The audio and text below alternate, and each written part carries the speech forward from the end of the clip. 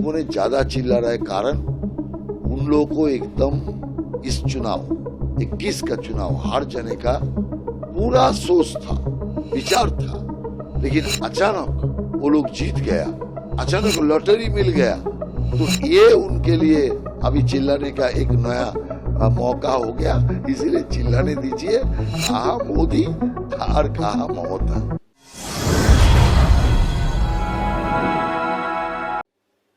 हमारे साथ भाजपा के सीनियर नेता राहुल सिन्हा साहब है। राहुल सिन्हा साहब लगातार आप प्रचार में घूम रहे हैं, वार्ड घूम रहे हैं, हम लोग भी आपको कवर कर रहे हैं। क्या लग रहा है नतीजा किस तरफ, जो नतीजा का जो ऊंट है वो कौन से करवट बैठेगा?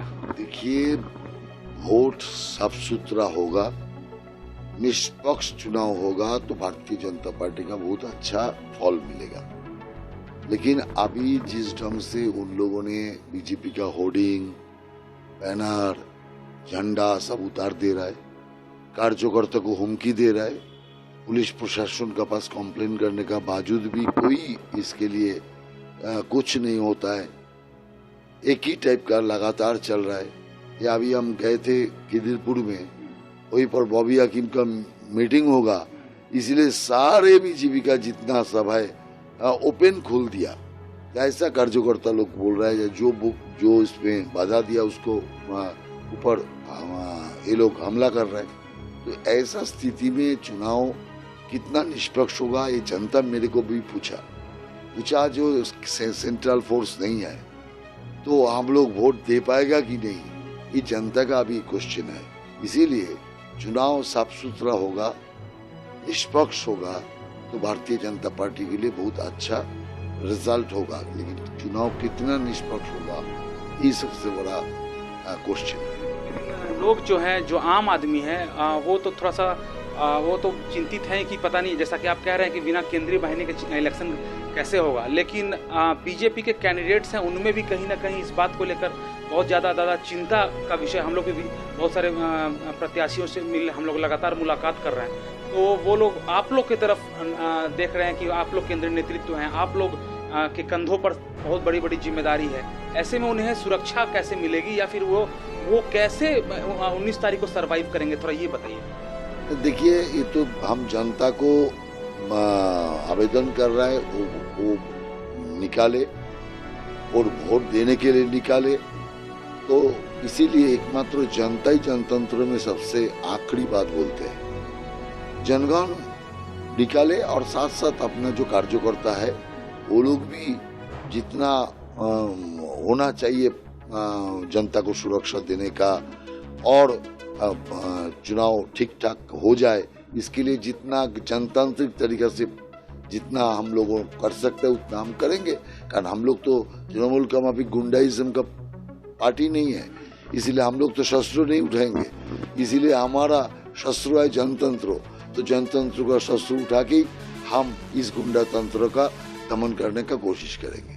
मैं 12 सालों से लगातार राहुल सिन्हा को कवर कर रहा हूं, और राहुल सिन्हा जो है वो जब अध्यक्ष थे भाजपा के, वहां से जो हवा शुरू हुई थी बंगाल में, क्योंकि उसके पहले तो लोग कहते थे कि बंगाल में भाजपा है ही नहीं, जो मुख्य लड़ाई है वो सीपीएम है और तृणमूल के बीच है। लेकिन कहीं ना कहीं जब वो लड़ाई करने लगी भाजपा, और धीरे धीरे वो जो हवा थी वो आंधी का रूप ले रही थी, उस वक्त से राहुल सिन्हा जो है लगातार अपने आप को वो झोंकते आ रहे हैं। इसलिए ये सवाल इनसे करना बेहद लाजमी है कि दादा, अपने अनुभव से आप बताइए कि क्या लग रहा है, कितनी सीटें भाजपा के पक्ष में एवरेज अगर कहा जाए कितनी मिल सकती है? क्योंकि आपने जब जो कहा है वो हुआ है। आपको डर था विधानसभा में कुछ थोड़ा मोड़ा, वो वहां पर परिणत हुआ, और अब थोड़े आपको क्या लग रहा है, नहीं लग रहा है, थोड़ा दर्शकों को बताइए।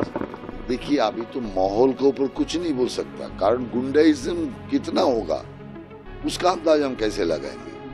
जो माहौल है, जनता का जो रुख है, उसमें भारतीय जनता पार्टी का अच्छा रिजल्ट होने का संभावना है। लेकिन गुंडाइज्म कितना होगा, कितना ज्यादा स्थान पर तृणमूल कांग्रेस हमला करेंगे, जनता को डराएंगे, भारतीय जनता पार्टी का कार्यकर्ता को बूथ में बैठने देगा कि नहीं देगा, ये सारे क्वेश्चन इसमें है। ये सेंट्रल इलेक्शन कमीशन का इलेक्शन होता, सेंट्रल फोर्स लेके इलेक्शन होता तो एक स्वाभाविक अनुमान रहता, लेकिन ये तो अनप्रेडिक्टेबल सिचुएशन है, कारण गुंडाबाजी अनप्रेडिक्टेबल है।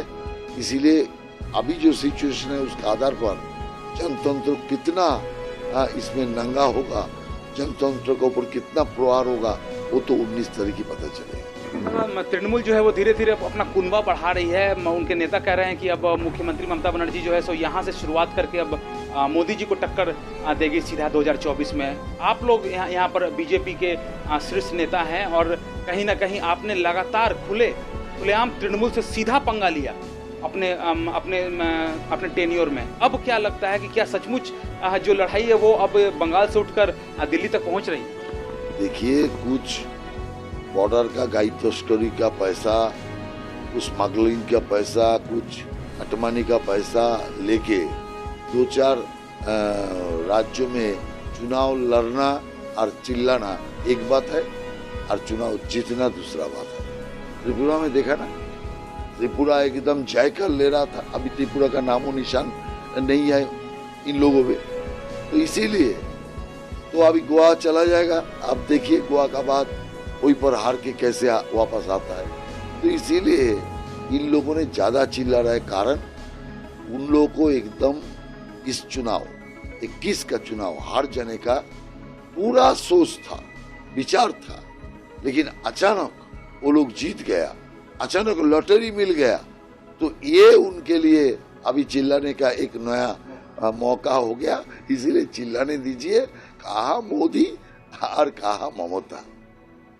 बहुत बहुत धन्यवाद राहुल सिन्हा साहब। और दर्शक जो हैं वो आप लोग भी बने रहिए युवा शक्ति न्यूज के साथ, हर खबर पैनी नजर।